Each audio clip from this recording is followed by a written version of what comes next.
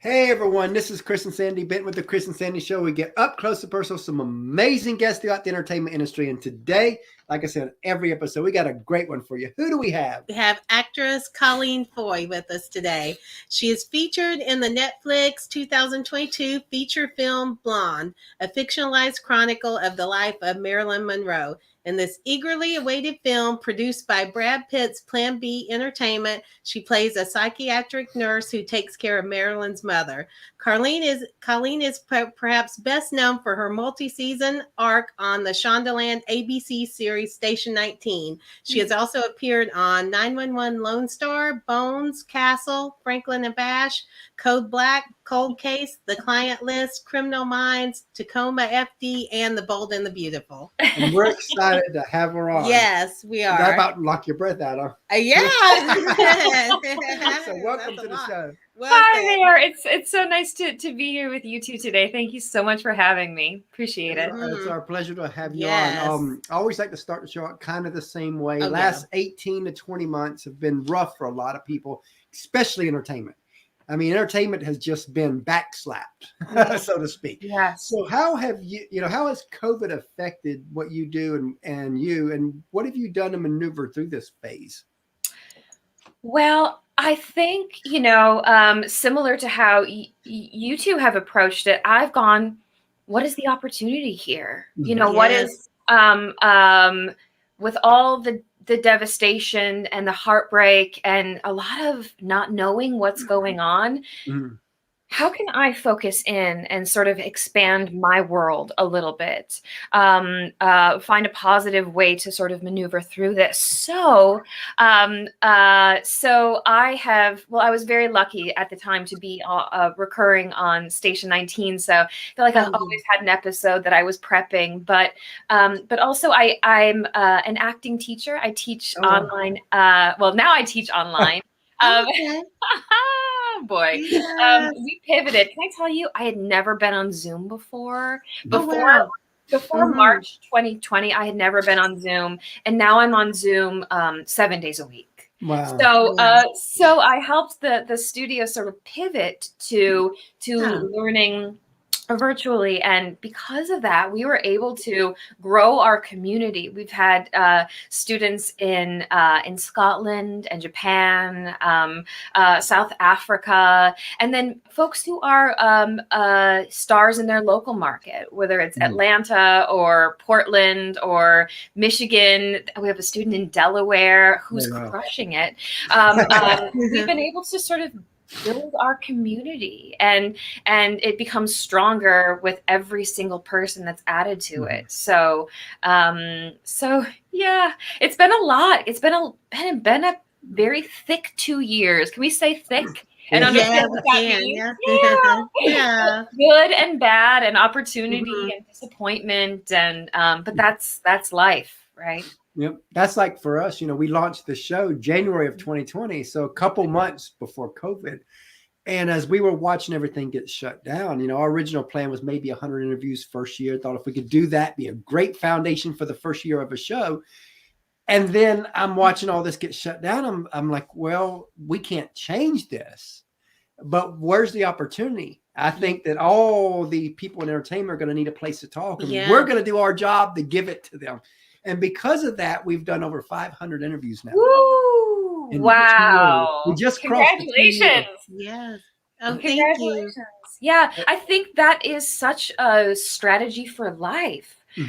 Where's the opportunity here? Because while it may be as global as a pandemic, there's a lot of disappointments that happen in life, a lot of things that don't go the way that we planned, a lot of unexpected challenges. If we can train ourselves, I think, to look for opportunity and look for ways to grow and develop what we really love, I think we're set for life. So congratulations to you two. Really, really, congratulations. We appreciate that. It's it's definitely, it's funny, sometimes people ask about the work involved with doing the show because in this 30 to 60 minutes, it looks like we have fun, but there's so much. I'm kind of glad I didn't know the work involved when we launched, because I may not would have launched. Yeah. I mean, I love the show, but man, the rejection we get and the emails back and forth, the coordinating everything, the even you could have a date set and then cancellations that happen like last minute, and then sometimes you got somebody that you think's coming on, and they'll throw somebody else on there last minute. And you don't know it, and all of a sudden, we recently had that. We got so many stories. Holy so here it is. We have no idea what to say, and I just run with it. Well, yeah, I'm sort of glad you didn't know too ahead of time, because here you are so successful 500 guests later. Thank goodness you didn't know about all the coordinating and the scheduling and all that stuff. That's good. Yeah. So, as you know, and speaking of the struggle side of things, as you know, a lot of people, they see the glory in what you do, but they don't see like the grind, the sacrifice, the tears, the struggles it takes to get to not just your level, but even a career level within the entertainment world. And I always like to talk about that because I think sometimes people think if you've got the talent, you've got it made, but that's just not true. There's so much more goes into that. So tell us some of the sacrifices and struggles you've even had to go through to get to where you are today. Wow. Well, I appreciate you bringing that up, because it is sort of seeing both sides of it, and it's not for the faint of heart. There are times when I feel the same way. I'm glad I didn't know exactly how the struggles would feel, because people can say there's a lot of rejection, and you go, okay, yeah, rejection, I can do that. And then the way it feels and the way that it can sort of impact other areas of your life is profound. It's profound. So it took me a very long time to get an agent in Los Angeles. Oh, wow. It took me a very long time. The very first film that I did, called There Will Be Blood with Daniel Day-Lewis, I didn't have an agent, but I was able to... Yeah, I was able to get an audition for it. Luckily, they needed someone with a special skill, which is sign language. Happens to be my second language. So luckily, I found sort of a little corner of the world that I could sneak myself into. But even after I booked that movie and shot it, I still couldn't get an agent. Wow. I would cold call agents, just cold call them. I would drop I would drop off my headshot and resume. I made up a press kit and would hand deliver it, and I remember all the sort of receptionists going, are they expecting you? And I say no, and they're like, okay, we'll take it and give it to them, good luck with everything. And I'm thinking, oh, that's going in the garbage, isn't that? But I had no other choice. You have to do what you have to do. Leave no stone unturned. But it took a lot longer than I thought it would. And you're right that people think if you got the talent, that's it. But this business is not a meritocracy. Am I saying that word right? And a lot of times it's not. It's just that you didn't book the role because you look too similar to the person you were going to be in the scene with. Right. That makes sense. Yeah. Or they cast the son first, and now they're looking for the mom to match him. It can be a look thing, or it can just be. You could remind the producer of the show of somebody they don't like. Yes, absolutely. Years ago, I interned at a casting office, and this was something that I did, but because I was like, I don't have an agent. I want to get in the room. I want to see what it's like so that when I do get an agent, I'm ready to go. So again, I found a little corner where I could sneak myself into. And I remember after filming some auditions, and the producers were there talking about who they wanted to book. And one of the actresses reminded a producer of his ex-wife.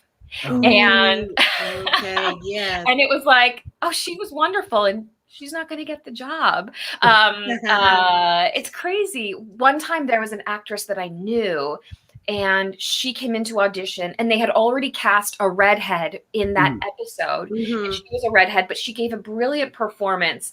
So I tracked her down because I had met her before. I tracked her down and I said, you were phenomenal in the audition room. They had already cast a redhead. This had nothing to do with you, because we can tell ourselves these stories of like, I didn't hear, I must be awful. This must not be what I meant to do. I'll never get traction. They'll hate me forever. I'll never get called back. We start to tell ourselves these stories of gloom and doom. And I just wanted her to know, hey, you were amazing. You were amazing. Sometimes people need to know, because we've had enough actor and actresses on the show to know that sometimes they take it personally, even though they're like, you try not to, but you still take it personally. And then, so sometimes it's good for like people like you to say, hey, it wasn't you. It wasn't you. Absolutely. And you had mentioned in that incredible intro that you gave me that I have been on Station 19 for 15 episodes. I auditioned for that casting office 15 times before I booked that show. 15 times. And I got really close so many times. And when you're close and you're like you're like one of two people who might get the job, when you get the phone call that says it's not going forward, it's like, okay, I guess I'll make dinner. I guess I'll just do the laundry and continue with life. And it's really a letdown. It is such a letdown. So to be able to not take it personally is a challenge, and I think it's important. I'm continuing to try and work on that. I remember one of the guests we've had on the show. I was going after this girl artist, and her team was like, she's booked for the next 2 weeks. Now, my first thought is, well, what about after that? But of course, I'm not going to say that because I want to keep, don't want to burn no bridges here. Right. And so 2 weeks goes by. I email again. We'd love to have her on now. Oh, she's booked for next 2 weeks. Now, again, I'm thinking, well, what's after that? But again, I don't say nothing. So 2 weeks later, like clockwork, I'm emailing again. And then I guess they finally says, look, I promise you, if a spot opens up, you'll be the first show we contact. 3 days later, they emailed me and said, we got this one spot. You got 20 minutes. Take it or leave it. And the funny thing is that happened to be a day that our son had a dentist appointment, but it was just a checkup. So we moved his checkup to a week later. I love that. The persistence that it takes. Can you imagine if the first time they said she's not available for 2 weeks? Okay, fine. I'm sorry. I'll never contact again. You sort of take it personally and close down. Yeah. It's incredible. We wouldn't have the show that we have with the guests we've had. Definitely. Because I email that again. When people say, when the PR team say we'll pass right now, well, a month later, I'm emailing again. Sure. I mean, we even had one guy on the show to where I think his manager got tired of me. I'd email every month like clockwork. And about 6 months in, he was like, look, you're asking for 45 minutes. He don't do 45-minute interviews. He says, if I can do this, you only have 5 or 10 minutes. So I didn't hear 5 minutes. I emailed back, we can do 10 minutes. Yeah. And we got him for 10 minutes. So again, he's, and again, that's just one of them things to where, I have to keep going. That's like when, me and her met online back in 2002. Okay. And 2 days after we met, which happens to be today, the first time we had a phone call. Yeah, which was 20 years ago. But happy anniversary! The first phone call. The story kind of goes into what we're just talking about. That morning we were chatting, and she had to go, and she told me, I was like, "Well, I would love to have your phone number so we could actually talk on the phone." And she goes, and she was like, "Well, after school tonight, I'll give you my phone number and you can call me." Yeah, as I was taking some college classes. So the salesperson in me told her, well, since you're going to give me the number anyway, just give it to me now and tell me a time and I'll call you at that time. It worked. Here we are. We're here. Here we are. And today is 20 years from that day. Wow. That's incredible. Congratulations. Oh, thank you. Congratulations. So did you, a lot of people would ask, when did you know you wanted to be an actress? But I'd like to go deeper than that. When did this all click for you that this could be a career? Ooh, yeah, that's actually an important differentiation, because I've always wanted to do this, and was always making up songs and dances and skits, and forcing my family to sit there and watch me sing in the living room. But it was after my first year of college. I was studying theater, and I just wanted to do it so badly, but I was in Wisconsin. I had no understanding of if this could be a valuable thing, or if I'm just going to be like the best actor in my little corner in Wisconsin. So I came out to Los Angeles for a 2-week program. We stayed at UCLA, and the entire day we were meeting with casting directors and agents and just doing workshops. And I got a lot of positive feedback, which... Wow. I got a lot of positive feedback, and I got a better understanding of what I needed to work on and what the business sort of entailed. So, so when I went back for my second year of college, I really had this focus of I'm going to do everything I can so that when I graduate, I can make this I can make it a reality. Wow. I thought about leaving school, like, oh, I got good feedback, I might as well just go. But I had a phenomenal scholarship to my university, and felt grateful, and like I needed to spend the time taking in the lessons of the scholarship. Yeah. So during my summer breaks, I worked 2 jobs, saved up all the money I could. I read every book I could get my hands on. I interviewed a lot of the people from my theater program who would graduate and move to Los Angeles. I would interview them. I went out on a spring break and that was smart. Show me your budget. Yeah. How did you get an agent? Do you need a car? What kind of miles are you putting on your car? How much does it cost? I really wanted to have a plan. I had always had the dream. I had always had the desire, but I needed to have a plan. I didn't want to burn out, get to Los Angeles, not know what I'm doing, go back with my tail tucked between my legs. I couldn't figure it out. So yeah, it was around that time. That was a long answer to a very short question. Sorry about that. So tell us about the first year when you first moved to LA. I'm sure you're like hoping everything's going to work out. You're probably scared to death. Tell us about those moments. Ooh. So yeah, I drove my car out, my purple Mercury Tracer. I drove it out from Wisconsin to Los Angeles, found an apartment, found a job, and it took me 3 weeks to send out my headshot and resumes, because I had to get the job and apartment and all that stuff. I sent out 80 headshots and resumes, and I got 2 responses. I had 1 meeting. I met with a commercial agent, and they signed me, luckily. So from 80 submissions, only 1 meeting. That gave me a really clear sense of what the numbers might be like. Maybe I have to go on 80 auditions to just get 1 call back. Maybe I have to go on 160 auditions. But right away, I was given some clear feedback that it's going to be tough. But if I met with the right people would see me.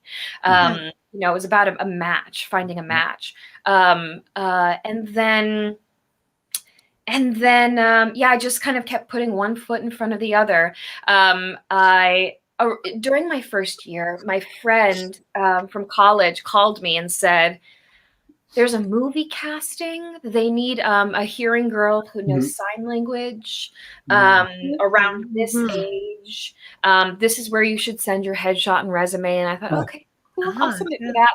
I was doing every student film I could get my hands on. I was doing everything I could. So I submitted for this, and he said, the address is 5555 Melrose. And I thought, fine. That's Paramount. That's Wow. Paramount Studios. I had no idea.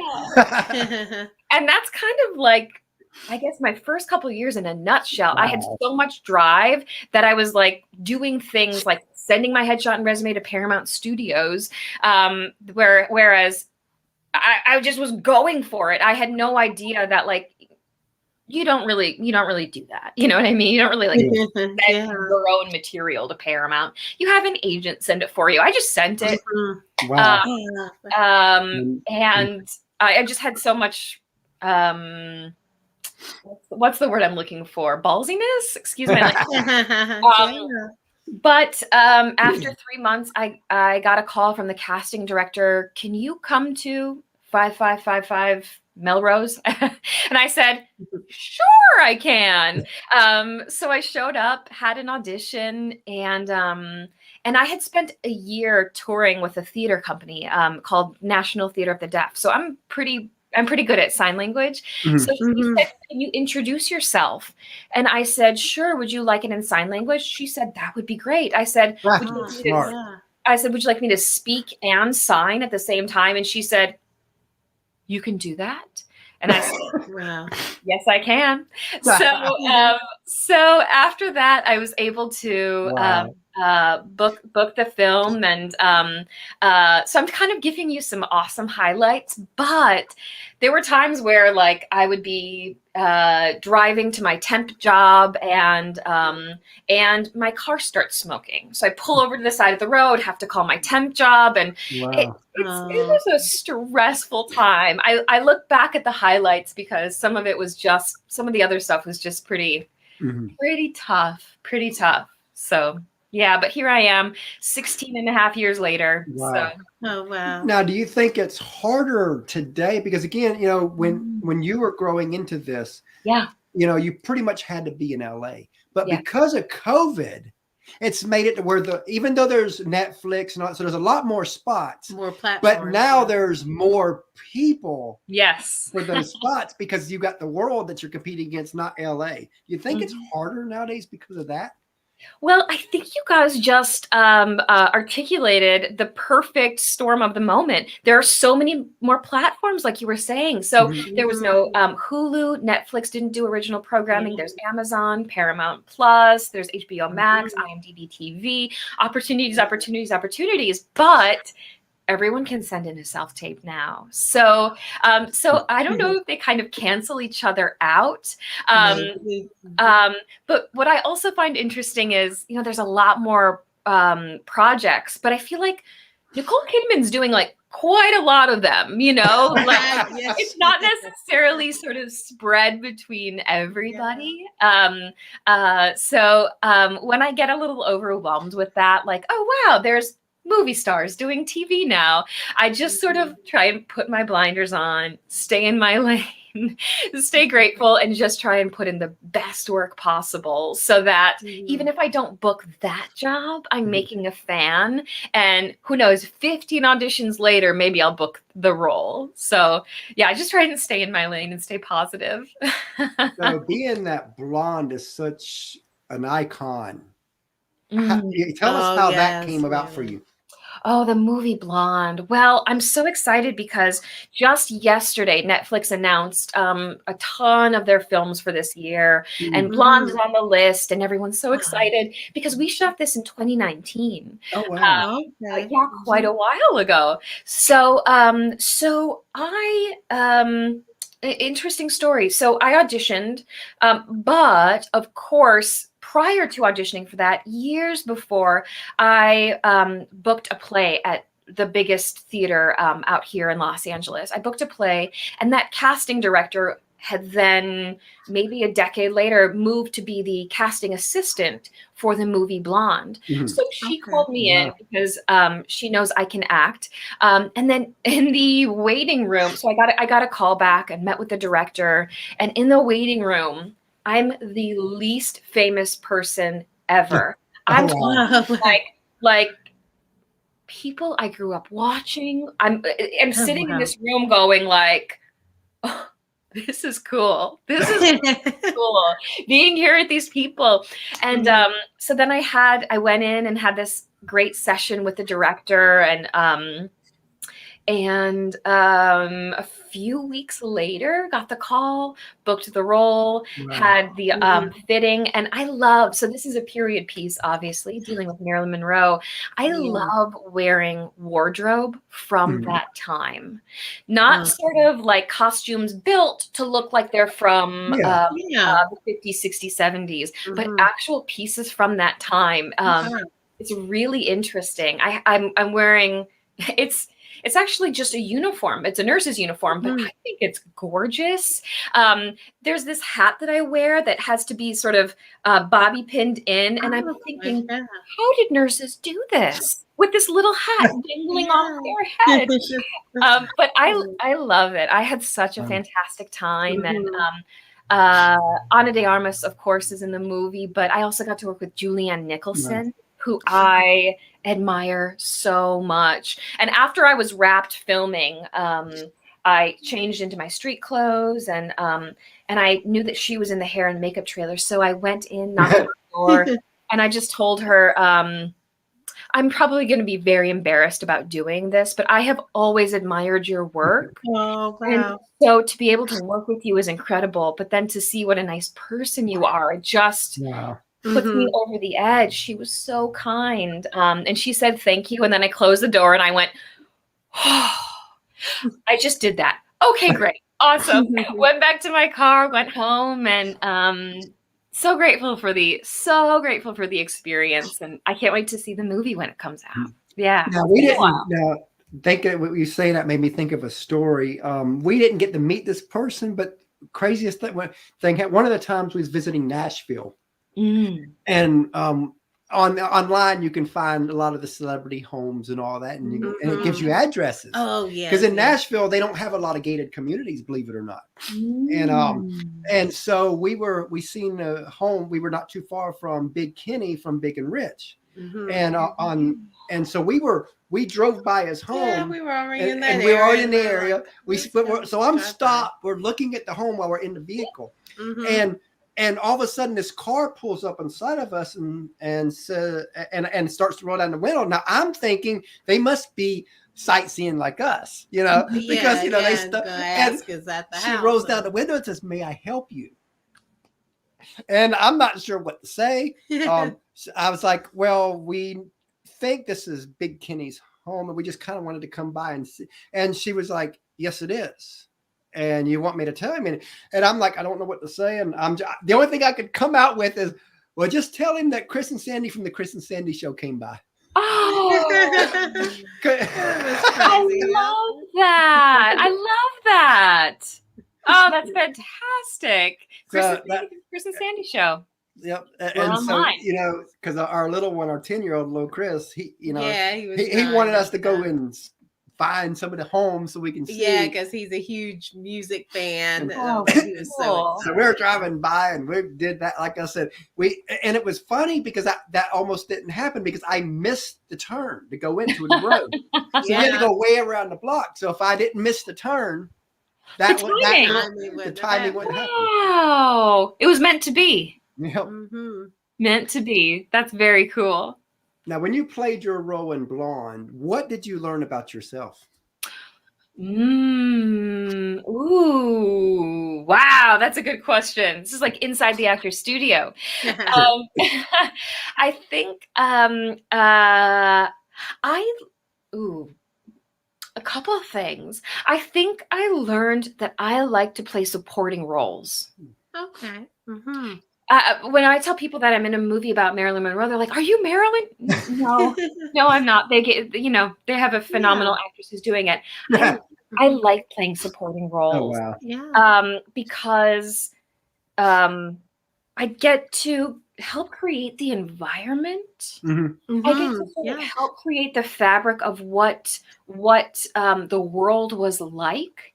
And I love collaborating and telling a story. When I was doing theater, quite often it was a big ensemble cast, and you learn this is the moment where this person, this is their climax. So if you're in the scene with them, you can't be sort of pulling focus. You're adding to the environment. But I realized while doing that, I love being a supporting character. I just love adding to the scene in that way. Yeah, which is great. A really good perspective. It is. I think so. I think it's helpful. Yeah. Yeah. So as you know, a lot of people, they see you as the actress and all that, but they don't see the teams behind you. In our opinion, teams never get the love they deserve. On our show, they get some love. Yes. So take a few moments just to tell us about the team that helps you be who you are. Oh, that's fantastic. Well, I'm thinking a lot about my manager right now because his name is Paulo Andres. His company is Rothman Andres Entertainment, and he's a wonderful person. He does business very well, and he has a lot of great connections, but he's a wonderful person. So I signed with him in 2014. That's when we started our business relationship. But I actually went and heard him speak in 2007. I went to a panel, and they called it a pilot season panel, talking. They had a manager talking about stuff. They had an agent talking about stuff. And as he was talking, I thought, that's my manager. Wow. That's my manager. Just the way he is carried himself so respectfully, had such a good understanding of the business. There was no ego involved, and that's very rare in Los Angeles. So 2007, so I emailed him my materials. I sent in my materials, and I didn't have a very catchy, awesome resume just yet, right? I was still in the building years, right? So he didn't respond to it, and I knew that I had some work to put in. So in those 7 years, I was building my resume. I signed with another manager at the time and was getting jobs and sort of building, and things were getting bigger and getting that footage. Finally, in 2014, our paths crossed again, and I was able to do a showcase and show him some of my work. And then when we had a meeting, we hit it off. He's as kind and smart and savvy as I remember him being. And at the end, I said, so what happens next? And he said, well, take your meetings. And I said, I think I'm done taking meetings. I'd like to sign with you. And ever since then, it's been wonderful. He advocates for me. He's well respected in the industry because he doesn't cross boundaries. He doesn't gossip. He doesn't speak poorly about people. That matters to me so much, so much. I can sign with a handful of agents and managers. I was going to say a ton, but probably not a ton, a handful, right? And they get me appointments. They help finalize the job details. I want one that is kind, that brings kindness to the world. So that's Paulo Andres. He's just a wonderful human. I have fantastic agents, Gabby Alabashi and Pam Ellis with Ellis Talent Group. I also have a fantastic community with my acting studio. It's called Stan Career Studios. And the students, as much as I'm meant to teach them, and I do my best, I learn from them. I learn so much about persistence, about how to show up for your community, how to put in the hard work. They are, that's absolutely my job. Whereas I consider my acting business, my career, that's my job, but they all come together because it's a huge part of my life. I have such kind and wonderful students and co-workers at my studio. So, man, I'm nothing without the support of all those people. I appreciate you giving me the opportunity to shout them out a little bit. Yeah, we've always done that from day one on our show. Yeah. And speaking of teams, we have a third co-host, our little 10-year-old that we Christopher. We said he's going to go get him because we allow him to come on and ask a few questions. Oh, how wonderful! And we've got an almost 3-year-old daughter that when she gets older, she'll be plugged into the show too because we are a family affair show. Oh, wonderful. I just love that. So is he not in school today? We homeschool. Oh, that's wonderful. That's great. So it helps out. So you can do some work in the morning, some work in the evening, and then in between we can kind of control what we need to control. That's a beautiful thing. I really love that. So this is little Chris. Yep. Okay, cool. Yeah, and he loves being on the show, and he wants to eventually do his own podcast, and he's got a little speech delay right now, and he's in speech therapy. So and so when he grows a little more maturity wise, I told him, we'll definitely have him do his own show. So we're kind of preparing him for that. Oh, that's wonderful. How fantastic. He wants to do something like 10 minutes with Chris. 10 minutes with Chris. I love it. I bet. And I think that a lot of celebrities would come on his show for that. Oh, for sure. Absolutely. Yeah. Hi there. Hi. Hi, Colleen. So what's your favorite food? Pizza. Pizza. I love pizza. Do you eat pizza? Yes. Oh, what's your favorite topping? Pepperoni. Pepperoni. Hard to beat pepperoni. I love it. Yeah, he'd eat it all day long if we gave it to him. Oh, me too. Pizza party. Because that's his favorite too, is pizza, ain't it? Yes. Awesome. Okay, so what's your favorite TV show? Ooh, I'm watching one now called As We See It. It's on Amazon and it's just wonderful. Ooh, it's maybe a little too mature for 10-year-olds. But it's a good show. And what's yours? Mine is SpongeBob SquarePants. And what's been pretty cool, because he watches a lot of Nickelodeon Disney shows, and so we've been able to bring on a lot of actor and actresses from his shows onto our show. Oh, very cool. So that's been fun for him. Love that. I mean, and one of his favorite singers, Walker Hayes, we had on recently. Oh, was that awesome to meet them? Yes. Oh, how great. I love that. Right. Very cool. All right, so what's your favorite movie? My favorite movie is Casablanca. Ooh. Chris, it's a black and white movie. It might be a few years before you see it, but it's a good one. What about yours? Mine is a Minions movie. Ooh, love that. Have you seen the new Spider-Man movie, No Way Home? Not yet. No, I haven't. Not yet. I haven't seen it either, but I heard it's really good. He'll probably like it. Yes. Yeah. Cool. Okay, bye. Thanks. Bye. So nice to meet you, Chris. Yeah, Oh, like that's I said, awesome. he definitely loves to do the show and all that.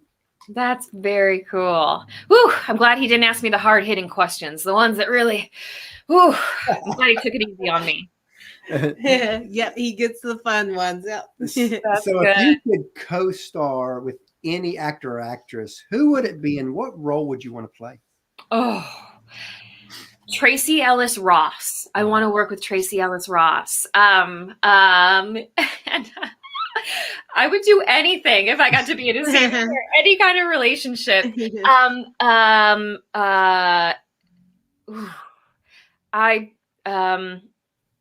I'm thinking of a million different scenarios that we could play, but I would happily just deliver coffee in a scene to her if that's what I could do. I just love her so much. She's phenomenal. She's been phenomenal for years. Yeah. She steals every scene that she's in every show, every movie. And gosh, it would be amazing to work with her. Yeah. So now this probably has 1,000 different answers, but think of the first thing that pops in your head. But what's a show or movie that you wish you were in?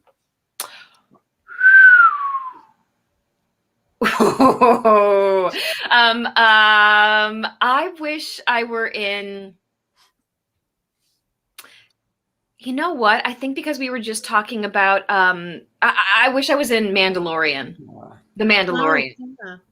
I don't really know what role, because there's not one that I'm like, she took my role. But We'll make a new role for you. Right? Yes. Oh, thank you. I want to be in the Mandalorian so badly. So what's been your hardest role to play? The hardest role to play. I think it's maybe Inara on Station 19. Oh, wow. Okay. The hardest and the easiest. The hardest because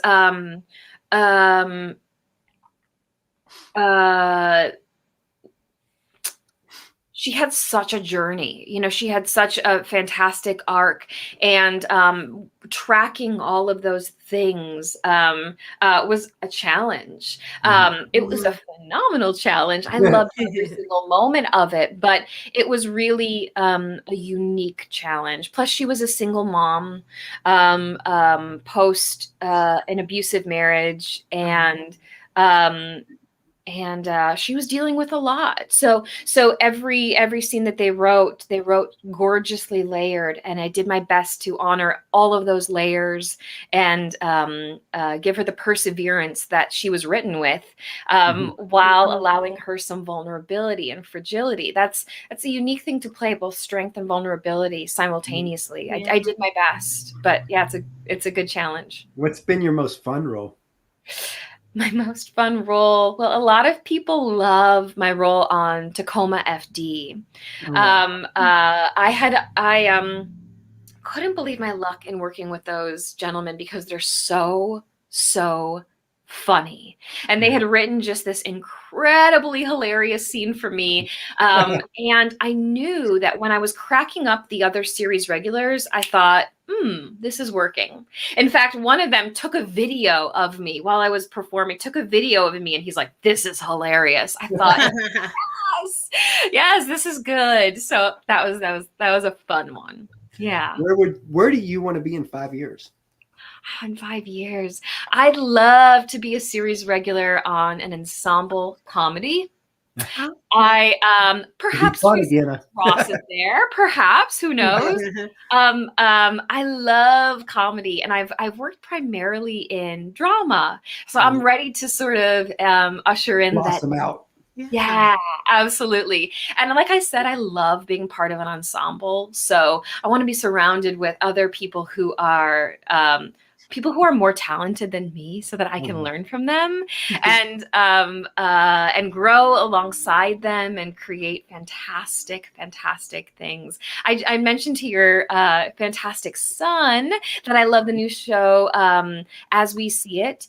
It's a show about 3 individuals on the autism spectrum and how they are looking to gain independence in their lives and their interpersonal relationships.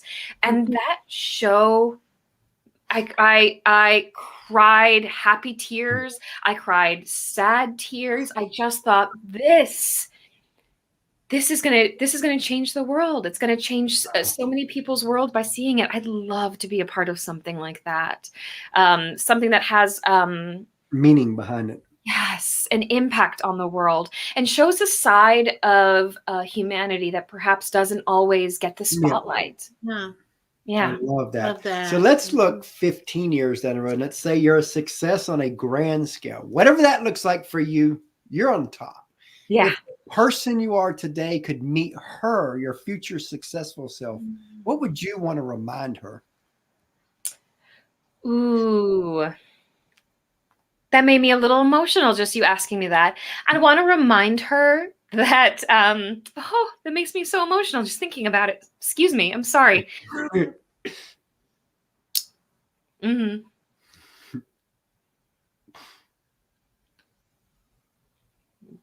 Remind her that, that when she was coming up, she needed the support of others, and remind her to look out for others. Always be talking to the person who's on set, who has just one line, people who are background actors. I want to remind her to, while there's all of these amazing opportunities, keep an eye out on the people who need you. Look out for them. Spend just as much time reaching out to the people who can offer you nothing for your career as you do with the big wigs. I'm going to tell myself 15 years in the future, I know you and Tracy Ellis Ross are best friends, but make sure that you look out for those who could really use a hand. The next Colleen. Support. Yes. Right? Yeah. Oh, love that. And what are some sources of inspiration for you? Oh, my siblings are huge sources of inspiration. Wow. My 3 siblings are all social workers, and that's a tough job. That is a tough very, job. Very tough job. And an unfaithful job. Yes. And because of that, I admire them so much. They really talk about making a difference. They make a difference every single day of their lives. And they all happen to be wonderful parents who honor their kids and show up for each other. And they have an incredible sense of humor. I just admire them so much, and they inspire me with that work ethic. I talk about, the rejection of this business, which can be so brutal, but they're working in, one of my siblings is working in the foster care system, where things are truly brutal. I can't even compare what I do. And you don't always know what the best choice is. That's another problem with those is you think you're making the right decision, and then but then you may not be, but then you may be. Absolutely. And there's human lives that are involved. It's not just your own. So so I just look up to them so much, even the ones that are younger than me. I look up to them and think if I could have an impact with my life the way that they have an impact with their lives, I'd be very, very, very, very happy. Wow. Yeah.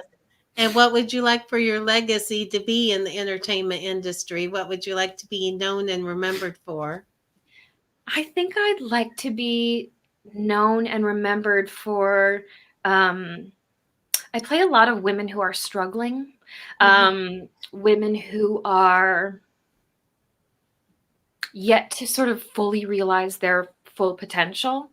And I like my legacy to be that women watching my characters found a source of strength, found a source of inspiration, that I was an actor for the every woman who could see themselves represented and see themselves honored in that way.